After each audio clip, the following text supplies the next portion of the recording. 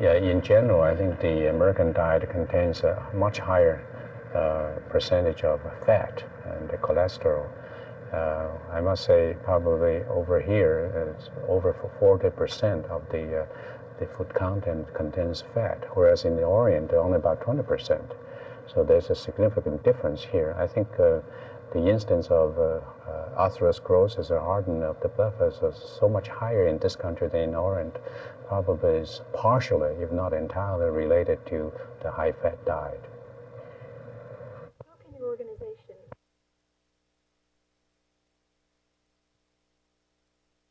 Well, I followed the general principle of moderation in all things, but don't miss anything. Now, that isn't probably the best philosophy because I was tending to become a little bit permissive about myself. For instance, I did smoke. I smoked 10 cigarettes a day. I'd gotten it down to 10 cigarettes.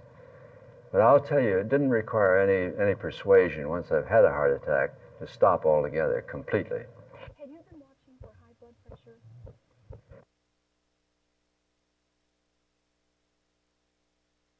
Hypertension affects the body in several ways.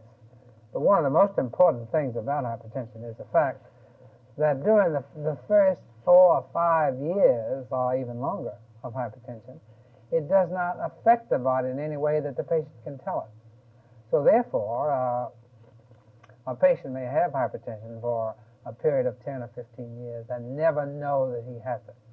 This is one of the vulnerable features of hypertension, namely that a patient can have high blood pressure for a period of years and never know he has it. Never get sick, never have any reason to go to a doctor.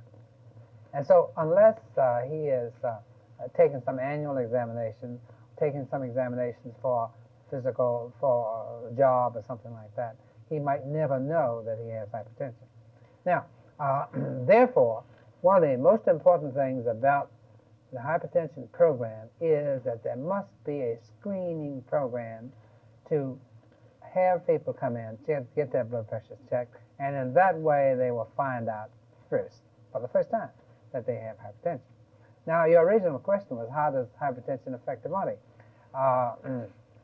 When it gets complicated, when it goes to the point that it becomes complicated, it may cause a stroke, or it may cause some other deficit in the brain. That's one of the ways. Another way is the fact that the heart, when it has hypertension, or the body when it has hypertension, causes the heart to be pumping every minute, 60 times a minute, against a whole lot of pressure. This causes the heart to get big, hypertrophy. And as a result of this, the heart may do one of two things. It may either go into failure when it can no longer pump the blood around under normal conditions enough to supply the needs of the body. And as a result, the heart just simply stops beating. It doesn't stop beating, but it no longer pumps enough blood to meet the needs of the body. And so that the heart goes into failure. Another way in which the heart can be affected is the fact that high blood pressure is known to be one of the factors which tends to make heart attacks. Why is there a high percentage of hypertension among blacks? Is there an answer to that question? Well, I think it would be worthwhile to point out that it is true in the United States that more, or put it another way, it is true that while there are only about 3 million black Americans who have hypertension, there are about 17 million white Americans who have hypertension. But the difference is that there are more whites than blacks. But about 7 to 10% of whites have hypertension, whereas the number of blacks, the percentage of blacks may be up as high as 24 or 30%.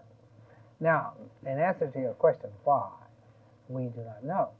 As a matter of fact, indeed, so far as high blood pressure itself is concerned, we call most high blood pressure essential hypertension, which means that we don't have any idea what the cause of it is. So let's start out with that fact first. We don't know the cause of hypertension. And certainly we don't know the reason why hypertension is more prevalent in blacks percentage-wise than it is in whites. There are many theories concerning it, but nothing's been proved. Oh, one of the theories is that this is related to a stress phenomenon, that black America, in general, undergoes more stress than white America. And therefore, it's just a theory and reason to suspect that this stress situation which blacks in America undergo may be a triggering factor for hypertension. But nobody has been able to prove that. Some of the people who have the most extensive stress do not develop hypertension, even though they're black. So that we suspect that there is some other basic mechanism which makes a person susceptible to developing hypertension.